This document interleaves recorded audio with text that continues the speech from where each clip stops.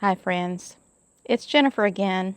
Yesterday I shot a video and in it I was talking about being grateful for friends and family that cared about me. And one of my regular viewers made a comment, what if all you have is relatives and acquaintances? And I know that feeling all too well, so I wanted to address it. Have you ever sat in your house all alone thinking, why hasn't anybody called me? Why wasn't I invited? Does anybody even care about me? I've done that a lot, and recently even. And it's painful. But here's what I've come to realize over the years. Most of the time I love being alone. I enjoy my own company.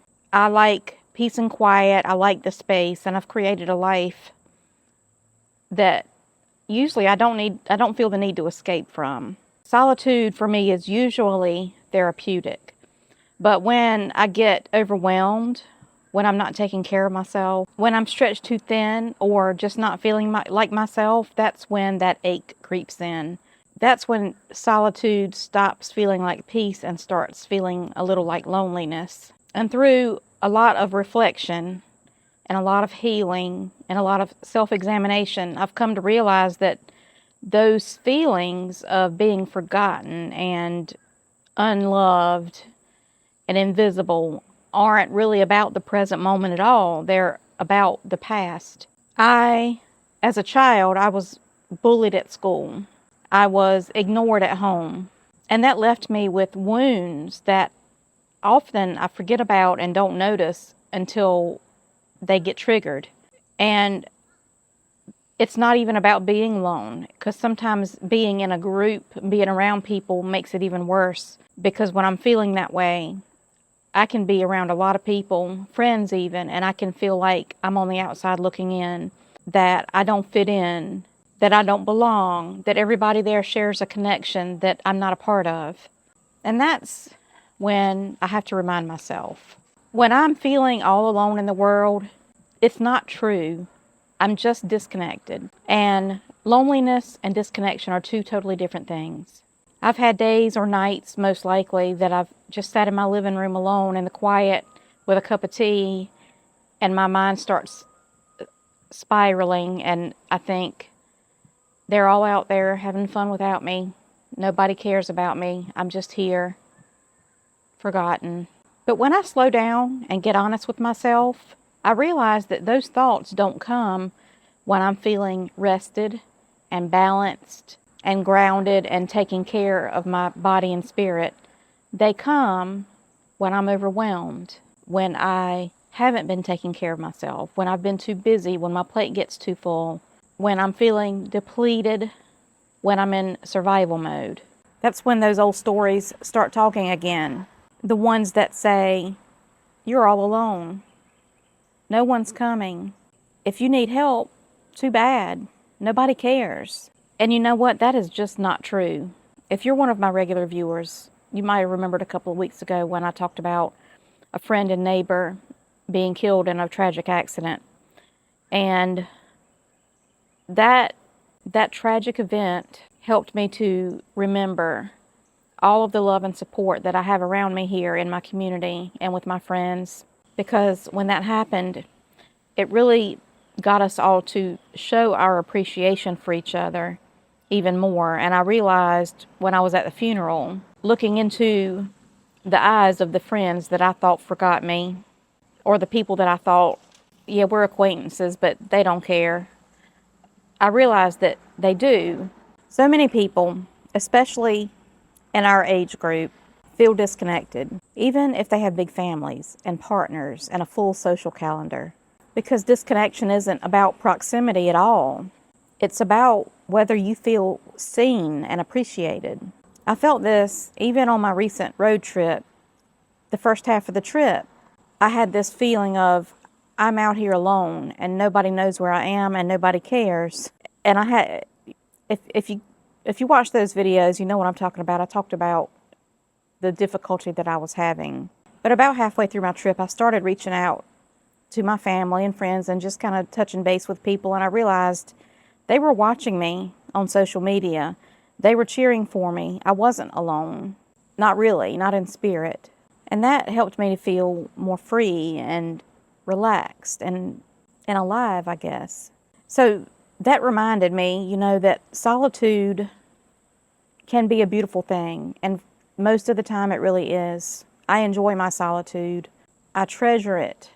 But sometimes, like I said, when I'm not feeling good about myself, when I'm overwhelmed and I've gotten off balance, solitude can start feeling like a prison. And also we can use solitude as a hiding place. It gets comfortable.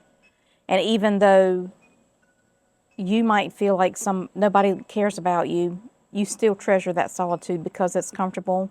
It's a place that you can hide from disappointment and rejection and the pain of unmet expectations. And that's okay sometimes, but it's not where we're meant to stay. One of the most healing things that I think I've learned is that I don't have to wait to be invited. I think as a little girl, I never was invited.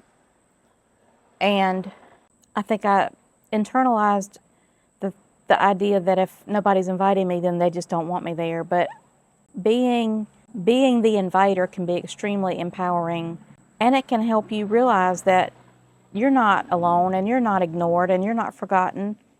Everybody else is just busy with their lives too, and maybe they are sitting at home feeling like nobody's inviting them. So text an acquaintance and invite them to lunch or for coffee or for a walk around the block. And I know it's hard if you're not used to doing that, especially if your past experiences made you feel like an outsider. But most people are just waiting for someone else to ask them to go first.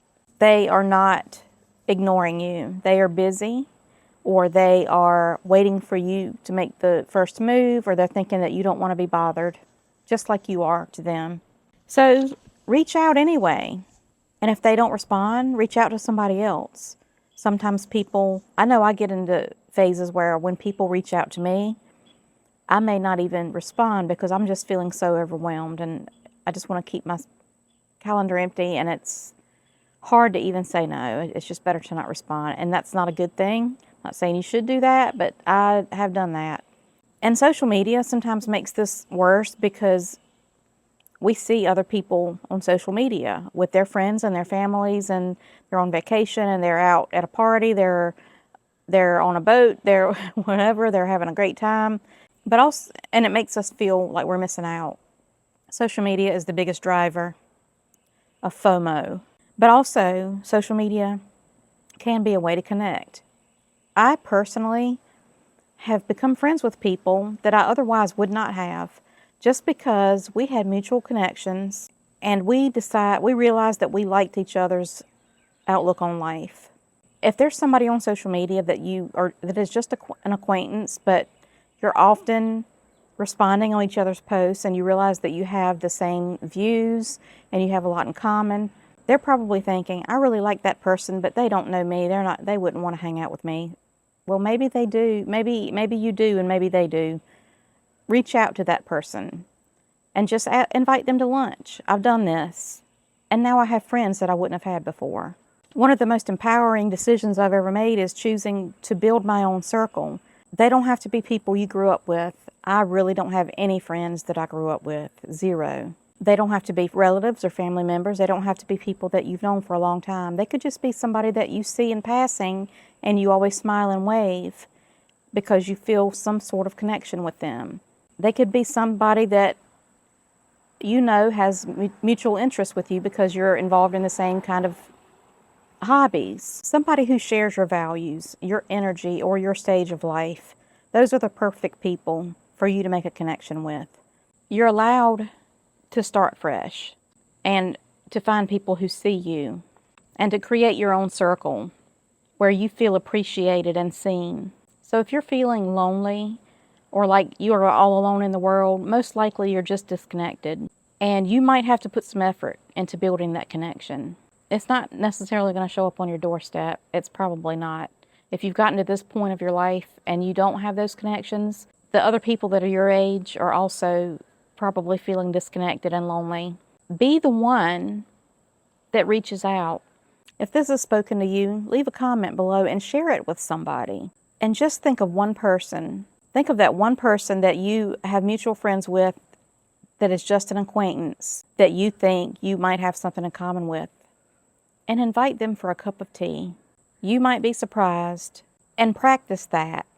Do it again, and do it again, and do it again. And before you know it, you're going to have your own circle of connections that you built. Sometimes people need a reminder that they're not alone, and you might be the one that has to remind them of that.